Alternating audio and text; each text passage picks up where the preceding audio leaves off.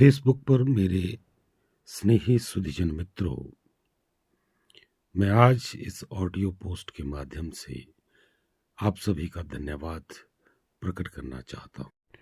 आप सभी ने जिस उत्साह के साथ फेसबुक पर पशु बलि के विरोध में लिखे गए मेरे लेखों का समर्थन किया, अपने बहुमूल्य कमेंट दिए, उससे इस अभियान में पैनापन आया है और सभी सनातनियों का उत्साहवर्धन हुआ है। साथियों, ये कोई आसान काम नहीं है, बहुत मुश्किल काम है और ऐसा भी नहीं है कि हम इसे सुलझा नहीं पाएंगे। इस पर जीत हासिल होगी हमारी, ऐसा मेरा मानना है। परंतु जब तक देवालयों में ये ठेकेदार बने हुए हैं, धर्म के रक्षक बने हुए हैं, जो गिद्ध बनकर मांस भक्षण के लिए जानवरों की बलि देते हैं, जब तक उनको निस्तो नाबूद नहीं किया जाता, जब तक उनकी असलियत समाज के सामने नहीं आएगी, तब तक उन्हें अपनी गलती का एहसास नहीं होगा। जब समाज जागेगा तभी उन्हें अपनी गलती का एहसास हो पाएगा। और इन पोस्ट्स के माध्यम से जिस प्रकार की प्रतिक्रियाएं सुनने में आ रही हैं, देखने में आ रही हैं, उससे यह प्रतीत होता है कि असर तो हो रहा है और बहुत गहरी चोट लग रही है। इसका अंदाजा उनकी बयानबाजी से चल जाता है, उनके बौखलाहट में उठाए गए कदमों से पता चल रहा है। वो लोग, कुछ लोग इतने बौखला गए हैं कि वो इस बौखलाहट में अनाप शनाप बोले जा रहे हैं। उन्हें नहीं मालूम कि इसके परिणाम बहुत गंभीर हैं। उन्हें नहीं मालूम कि भाई जो आप ये स्टेटमेंट्स दे रहे हैं, ये हमारी कार्य योजना का एक हिस्सा है। आपकी बौखलाहट ही हमारी विजय का सूत्र है। जितने आप विचलित होंगे, हम अपने मार्ग में उतने प्रशस्त होते जाएंगे और जितनी हमारे बारे में नेगेटिव बातें आप फैलाएंगे, आप उतने ही एक्सपोज होते जाएंगे। आपकी वास्तविकता लोगों के सामने एक एक करके आ रही है। जिन बातों पर पर्दा पड़ा हुआ था, उन बातों को आप सभी ने उजागर किया। इससे वो लोग बौखला गए हैं। वो लोग अब बच्चों को डरा रहे हैं। मुझे परोक्ष रूप से सुनाने की कोशिश करते हैं किसी के माध्यम से, ताकि मुझ तक बात पहुंचे। ये जताने की कोशिश कर रहे हैं कि इस आदमी के साथ बहुत बुरा होने जा रहा है भविष्य में।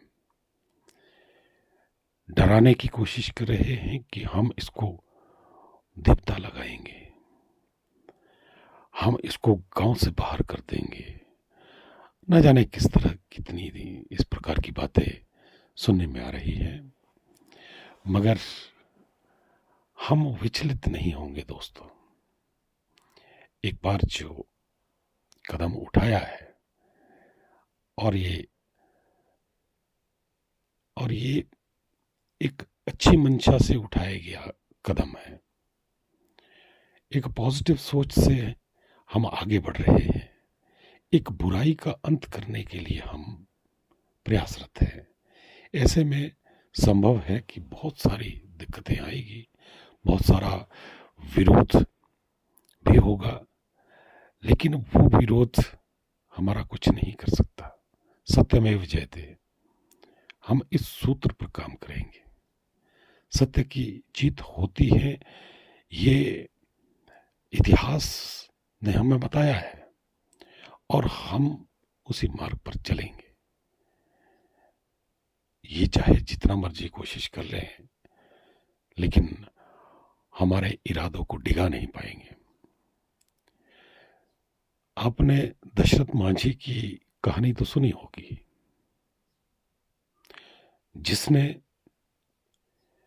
अपने परिश्रम से कठिन निर्णय लिया और 360 फुट लंबा, 30 फुट चौड़ा और 25 फुट ऊंचे पहाड़ को काट करके सड़क का निर्माण किया। इसके पीछे की एक बहुत हृदय विदारक कहानी है। वो दशरथ मांझी जो एक श्रमिक था, श्रम करने के लिए दिन भर वो पहाड़ पर जाता था। दिन के समय उसकी पत्नी, जिसका नाम फाल्गुनी देवी था, वो भोजन लेकर के जाया करती थी दिन के समय। एक दिन क्या हुआ, फाल्गुनी का पैर फिसला और वो गिर पड़ी और गंभीर रूप से चोटिल हो गई। इससे पहले कि उसको वो अस्पताल तक पहुंचा पाता दशरथ मांझी, तब तक वो स्वर्ग से धार गई थी। हॉस्पिटल का जो रास्ता था वो बहुत लंबा था। अगर समय रहते उसको हॉस्पिटल पहुंचा लिया जाता तो उसकी जान बच जाती, लेकिन रास्ता वही लंबे वाला था, बीच में पहाड़ था। दशरथ मांझी ने ठान लिया कि इस पहाड़ को काट करके मैं एक सड़क का निर्माण करूंगा। अपनी पत्नी की याद में उसको सच्ची श्रद्धांजलि देने के लिए वो छेनी और हथौड़े के साथ जुट गया उस कार्य में। लोगों ने समझा ये तो पागल हो गया है, ये कैसे कर पाएगा, इतना कठिन काम, असंभव कार्य है, ये तो पत्नी के वियोग में शायद इसकी मानसिक संतुलन इसका बिगड़ चुका है, तो इसलिए ऐसी हरकतें कर रहा है। लेकिन उसके इरादे कुछ और थे। वो लगा रहा, डटा रहा, और लोगों ने जब देखा कि उसने काफी हद तक कुछ पड़ाव पार कर दिए और सफलता प्राप्त कर दी पहाड़ को काटने में थोड़ी थोड़ी, तो लोगों ने उसकी मदद करना शुरू कर दी। किसी ने आर्थिक मदद की, किसी ने श्रम दिया। तो अंत में यह हुआ कि 22 वर्ष बाद 1960 में उसने ये कार्य प्रारंभ किया और 1982 में 22 वर्ष बाद वो उस रास्ते को बनाने में, उस सड़क को बनाने में कामयाब हो गया। कहने का तात्पर्य ये कि हमें भी वो दशरथ मांझी की तरह प्रयासरत रहना है। प्रयास अगर सफल रहा तो ये हम सबके लिए ये बड़े सौभाग्य की बात होगी। अकेला चना भांड नहीं फूट सकता, ये बात ठीक है, लेकिन जब हम सभी साथ हैं, सभी दशरथ मांझी बनकर के प्रयास अपने अपने प्रयास करेंगे, तो इस बुराई का अवश्य ही अंत होगा, ऐसा मेरा मानना है। ये मेरा अटूट विश्वास है।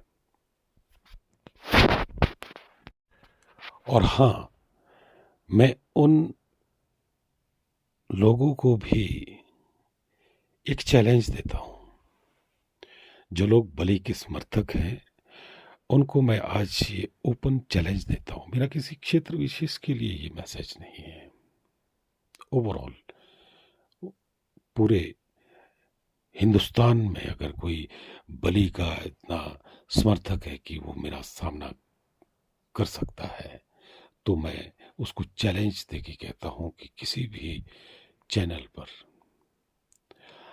लाइव डिबेट के लिए वो मेरे सामने आ जाए।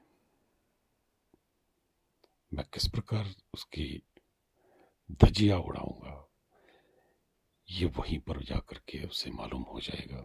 अगर किसी को इतना विश्वास है कि बलि इतनी महत्वपूर्ण है, तो फालतू की डींगे मारना छोड़े और अपनी योग्यता को प्रदर्शित करे।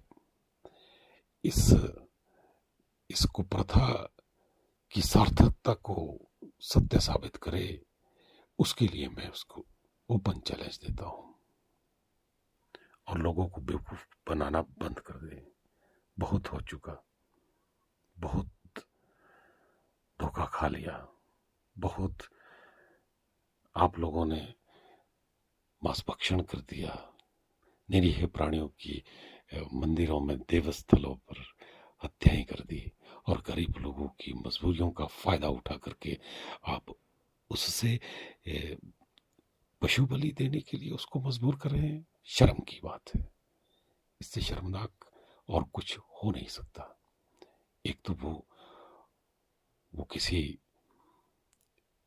आपदा के चलते या फिर किसी बीमारी के कारण या किसी समस्या के कारण जूझ रहा है, अपनी परिस्थितियों से वो लोहा ले रहा है, और आप उसकी उन परिस्थितियों का लाभ उठा करके उससे इस तरह की मांग कर रहे हो। इससे शर्म वाली बात कोई और नहीं, और वो भी देवता के नाम पर। आप देवता को देवता रहने दीजिए, उसको दानव मत बनाइए। ये काम दानवों का है, देवताओं का नहीं। देवता बलि नहीं लेता, ये दानवों का काम है। और ये किसी के पर्सनल नहीं है देवता।